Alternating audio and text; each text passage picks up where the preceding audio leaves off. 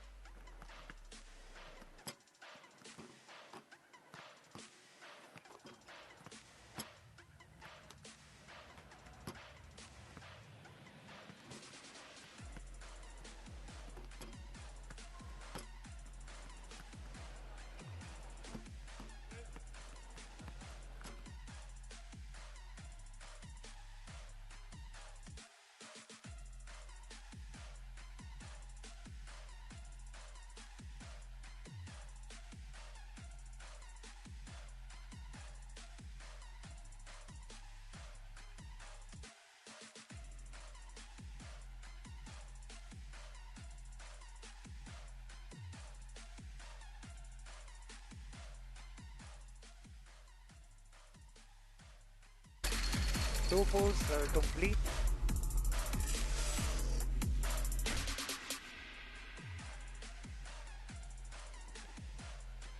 We continue the action coming to you from the Robinson's Place in Las Piñas with Pool C action sa pagitan ng Purefoods na hindi pa po natatalo in their first 2 games in our first day versus Pioneer Pro Tibay. So Coach, Purefoods gustong ipanatiling malinis ang kanilang kartada. Malinis na kartada en route to a spot in the quarterfinals. Samantalang Pioneer will try to stay alive and make it to the final 8. 2 complete pools already. 5 na ang tumatawid sa quarterfinals. Isa na lamang ang hinahanap sa Pool D. Zamboanga ba o Meralco? Isa rin ang hinahanap dito sa Pool C. Pioneer ba? Cavitex ba? O Master Sardines? Dahil lang Purefoods nangangamoy quarterfinals na. Ang Pioneer want to avoid complications by winning this matchup against Purefoods. While Acuna has had his ups and downs with the Purefoods TJ Titans, but in their last game against Cavitex, 10 puntos yung pinakawalan itong napakagaling na shooter. 10 puntos na talagang napakabigat ng mga puntos, and that will be nearly 50% of their total output. While Acuna in his return has been a steady force from the outside para dito sa TJ Titans. Now let us meet the players for Pioneer Pro Tibay and Purefoods. Here we go! More of the exciting games, the deciding PBA 3x3. First, tawagin muna natin ang Pioneer Pro Tibay with their players from Ilagan, Isabela, number 1, Carlo Escalambre. From Zambales, at number 3, Gian Abrigo. From South Cotabato, at number 15, Chris Rivera. From Zamboanga City at number 25, Robin Ronyo. Coach of Pioneer Pro Tibay, Coach Lester Del Rosario. Ang kanilang kalaban, Purefoods TJ Titans. From Isamis Oriental at number 12, June Bonsubre. From Isabela at number 21, Val Acuna. From Bataan at number 65, Jed Mendoza. From Pagbilao, Quezon at number 88, Joseph Ariobo. Coach of Purefoods CJ Titans, Coach Tony Boy Espinosa. Our officials for this game, Charlie Amparado, Shaw Alap.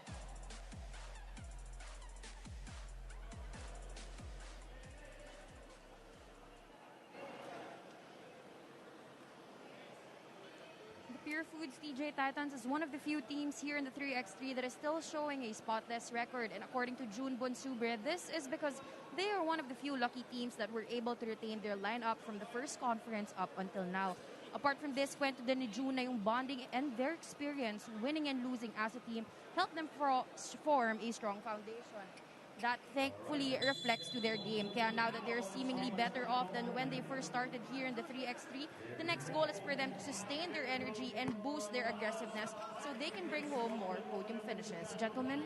Thank you for that report, Ms. Eileen Shi, as we start this ball game between Pioneer and Purefoods. Again, for Pioneer, malinaw. If you win this, they need to you win. enter.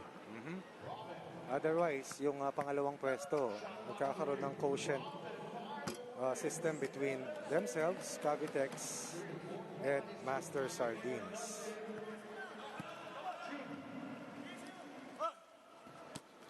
Bonsubre, second effort. He was fouled, so magkakaroon pa to ng free throw. So, Coach, ipaliwanag mo naman sa atin yung quotient so far between Pioneer, Cavitex, and Master Sardines.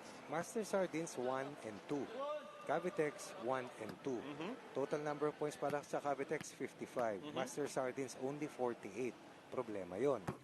Ang Pioneer 1 and 2, should they not win against Purefoods, they will go down to 1 and 3. Now let's see how many points they need to score for them to get past Cavitex for the second spot for the place in the quarterfinals. It's right 21. Now, 21. Only to tie. So the only option that they have is to win over Purefoods to make it to the quarterfinals. Dahil kung matalo sila, mukhang malabo yung mga numero. Ganun no, kang Coach? hirap talaga. Ang hirap. Mapasa dalawang grupo ka o pool na tatlo lang ang teams, hirap pumasok. Sa pool na may apat na mga teams, napakahirap pumasok kasi mas marami ka ng laro, mas marami ka pang kalaban doon sa dalawang pwesto. And Coach, for Pioneer, wala ka ng gugulating team eh. They already know who you are. You were the second conference champions. Your opponents will be preparing as best as they could for your matchup against Nobody them. will overlook you anymore. Kasi nangyayari yun sa mga teams na hindi pa nananalo, kaya biglang umaangat eh. Pero ngayon, sila na yung barometer, ika nga. Grabe, no? To make up sa free throw, lumanding dun sa half arc eh. Ako, Coach, paborito ko yung mga laban ni na Abrigo at saka Eriobu eh. When these two face off against each other, it should be an action-packed affair. These are the leading scorers doon sa leg 1. Nakita ko kahapon yung 5 eh. Mamaya nga sisilipin ko ulit. Midway jumper, hindi ubra para kay Rivera. Purefoods up by 2 here against Pioneer Pro Tibay. Ooh, look at that block! Kala mo natalo na pero nakabawi pa. Yan ang ating mga leading scorers after leg 1. Ariobo with 44. Vosotros? With 40, Samboy De Leon 36, Abelona 31, and Martin Gosum at 30. So ang constant na pangalan are Ariobo and Vosotros. Kasi dati nandyan si Manday at si De Chavez kadalasan. Tapos Coach, dahil parehong yung kupunan na yun nakapasok sa semifinals. Diba? Sila yung may maximum number of games. 1.8 para sa Purefoods after the penetration coming from one of the best one-on-one operators na si Christian Rivera. 4-3 is the count. In favor still of the Purefoods TJ Titans. Second to the last out of our 7 pool matches. Dahil tayo po'y tumulak sa ating day 2 na may natirang 3 pool matches from day 1. Escalambre, short jumper, usually his bread and butter. The master of the mid-range. Mendoza from the outside, no good. Rebound for Abrigo. Parehong blue-collar worker ito. Abrigo at saka si Junjun. Oh! Not clear. Sintis rin naman yung tira for Abrigo as the ball will go back. Purefoods.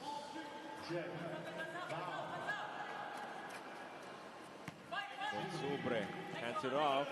Last touch yan. Itong si Mendoza. Great defense as usual from Rivera.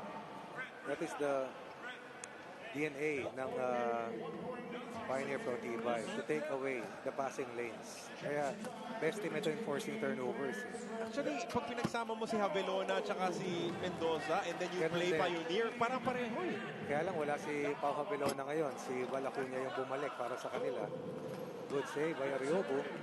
Extra possession for Purefoods. Susulitin naman ni Mendoza with that banker. Oh, na-take away by Acuña. Give and go. Acuña with a miss inside. Dito na lang daw sa labas, sabi ni Acuña. Oo nga. We believe you. Mintis yung tutukan. Pasok yung mula sa labas. Acuña really a dead shot from the outside. Excellent. Scrappy play coming from Rivera. Oh, that's a warning. Oh, sayang, hindi na sana hinawakan ni Carlo dahil palabas na rin yan eh. So they will get a warning. Susunod kung mangyari yan, technical foul na ang ibibigay kontra sa kanila. Game number 17 by the way, dito sa ating leg 2. Total of 26 matches. And again, trying to play the passing lane. Kaya yan ang ano eh.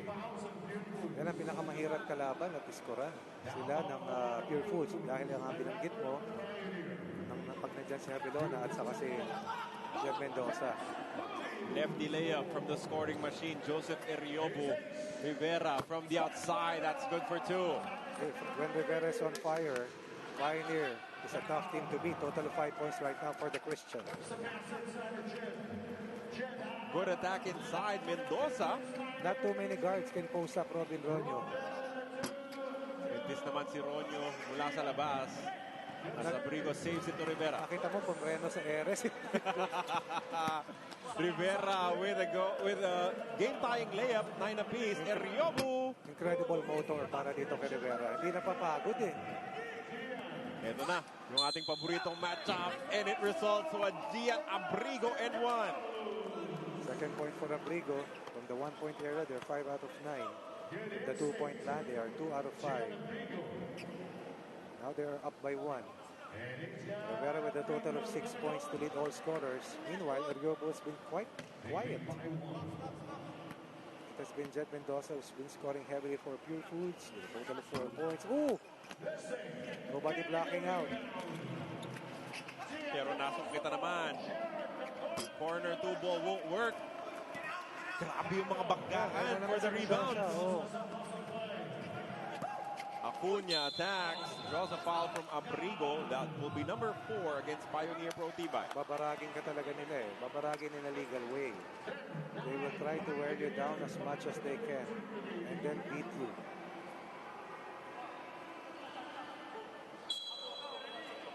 So it will be Mendoza, Eriobu, and Bonsubre on the floor for the red shirts against Ronyo Rivera. And Escalambre, Mendoza, Pumreno, Mintis, Bonsubre, second effort is good. Open sa Escalambre.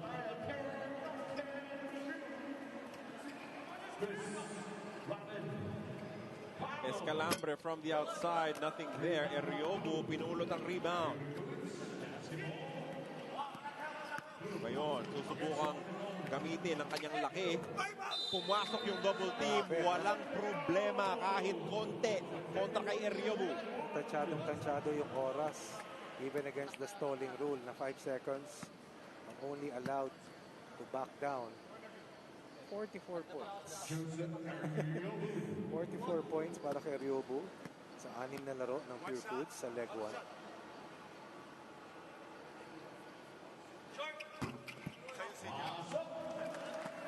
free throw papasok. 12-10. 2 puntos ang lamang ng Purefoods TJ Titans. Rivera with a lefty layup. Sobra. Bonsubre with a rebound. Hindi ma-stop ng malalaki. Si Mendoza pa yung nakapigil. And then an inside move coming from Eriobu. Deep seal for a 3-point lead. Yung pre-work ng big man coach, no? Napaka-importante. Yes.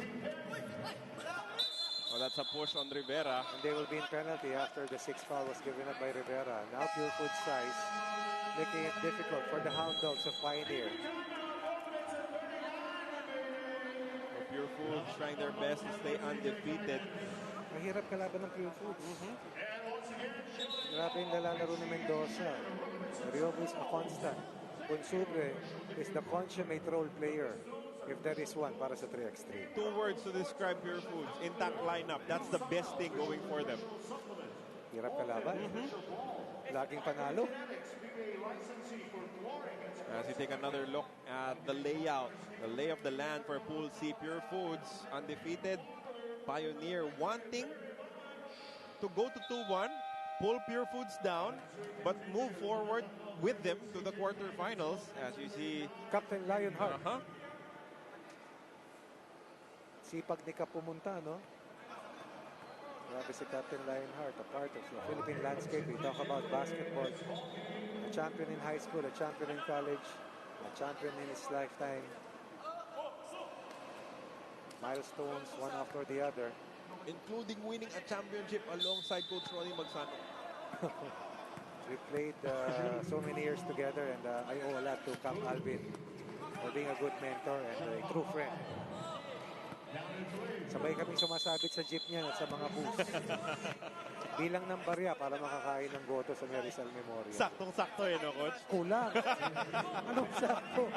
Meron. Manang. Okay. Bukas na lang. Yung mga banana curon. Dapat maraming asukal. Pati yung sa kawali, akin na lang. Kasi dalawang practice ka sa isang araw. Minsan mahigit tatlo. Yung Harrison Plaza na yan, ay, best friend namin yan. Nananalo sa rebounding itong Purefoods Oo, DJ yung size nila. Bonsubre goes to the turnaround. Kulang yung tira. Again, another rebound. Yun yung hamahanga ko, yung mga teams na mabilis maglaro, biglang babagal. Mendoza, just like a Swiss knife, so precise. Abrigo, though, rattles home a two-point shot. Two-point lead for Purefoods. It's them in the game. Oh, sorry, miss for Mendoza. One more try! What a reverse layup! He's been winning his battle with Robin Ronyo so far. Nakadalasan outmuscles the other guards. Rivera, pinabayaan na lamang. Transition offense. Mendoza draws a foul. That's number 7. I was about to say, hindi na kailangan foul dahil nakabalik na sila at mahaba pa ang oras. Mendoza's motor is equivalent to Christian Rivera's perpetual motion. But this time Mendoza beats the closeout of Rivera, will go to the line to try and earn his 7th and 8th point. First Yan, free throw is good. hindi hinihingal, nakaka-recover habang naglalaro. Yung iba kasi pag napagod, yung hingal, grabe. Tsaka tuloy-tuloy na no? Hindi na makarecover. Pero si Mendoza, huling napagod nung leg 1. Pagkatapos ng huling laban nila yung pang-anim na. Nung pwede nang mapagod. Yes. Talagang titiisin mo eh. Good effort here for Pioneer. Abrigo, one more try. That's a miss. Tapos may foul pa against Escalambre, I think. I think it's on Ariobo. O Escalambre. No, foul wide. Oh my goodness. Mataas yung pressure eh. Mataas yung pressure. Minsan pag mataas yung pressure, naiiba yung temperament ng mga players. There's a tendency to be anxious and be jittery at times, even to the best teams. Coach, are we looking at the possibility of our second conference champions missing out on the quarterfinals in our first 2 legs? We saw that with Limitless doon sa unang leg, pero ngayon, pasok na sa quarters. Merong blood protocol dito. Mukhang may sugat si Gian Abrigo. Ay, mukhang kumaskas sa flooring. So the second free throw for Mendoza. mabigat talaga pag yung mga gwardiya kayang bumantay ng malalaki. Kasi yun lang atakihin ng malalaki. Ang question, kaya bang bantayan ng malalaki yung maliliit? Escalambre. Has struggled in this match. Oo. Another miss. 2-point shot will not work. Rivera. Binigay kay Ronyo. Open for 2. No good. Delikado na naman yun para kay Escalambre. Ooh! Inabot ni Bonsubre.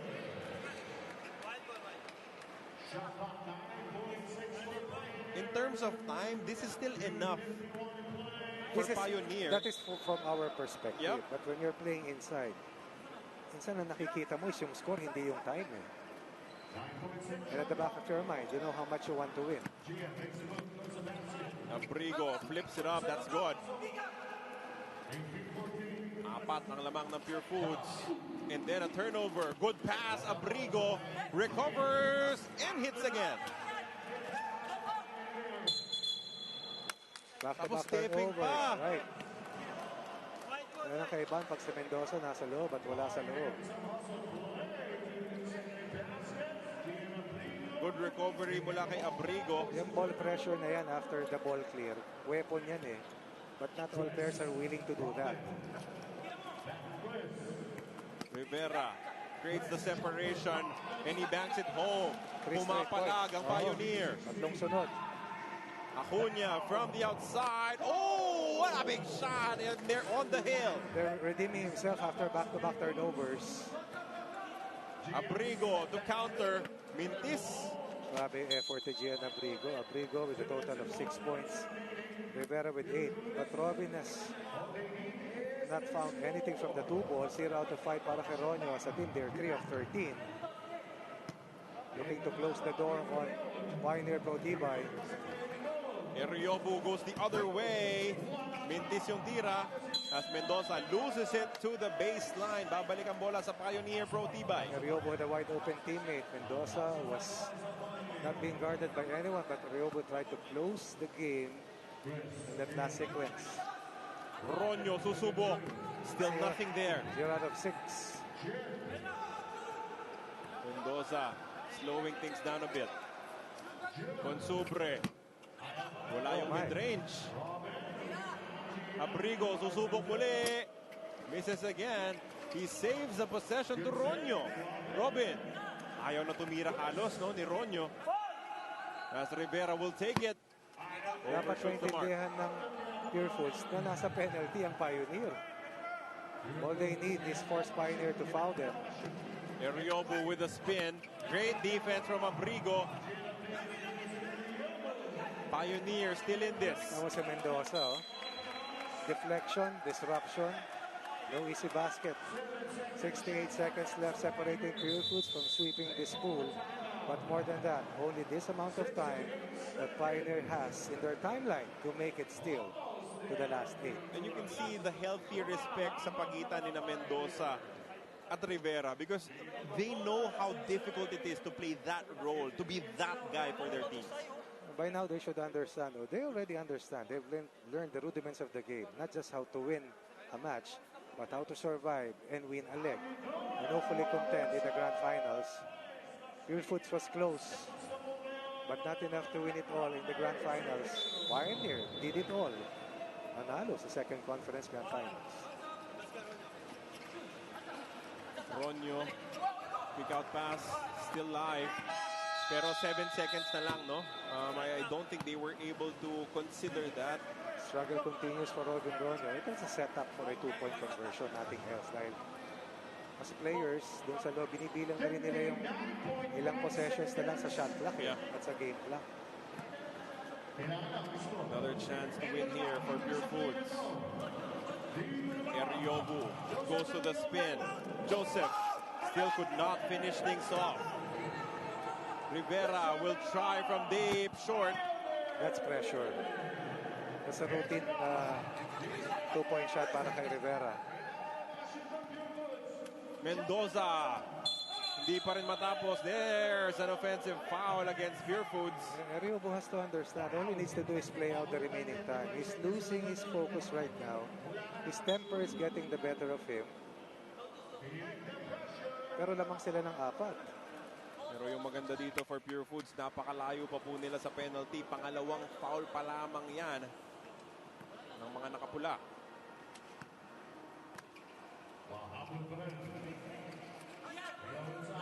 Abrigo, another miss. Yung sinasabi ko, yung pressure. It's not like walang kakayahan.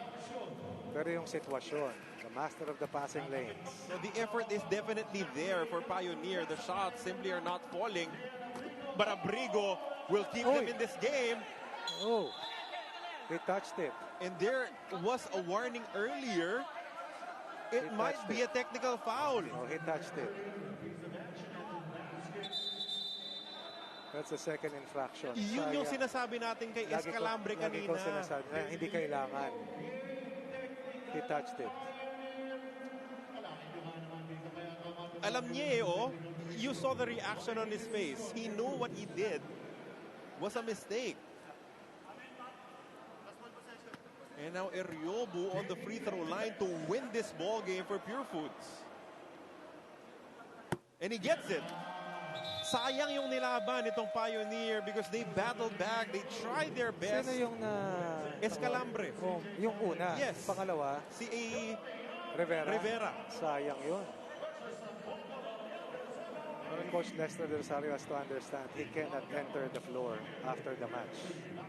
That's a complete clear call that there were 2 warning violations. Nothing else.